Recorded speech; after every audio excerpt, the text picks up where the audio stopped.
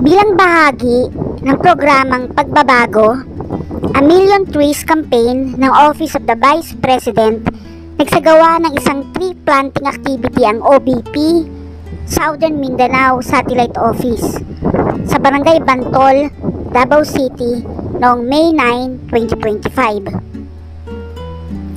Mula sa aktibidad, nakapagtanim ang mga kawani ng kabuuang 4,500 puno para sa pangalaga sa kalikasan at sa rehabilitasyon ng mga kagubatan sa rehiyon.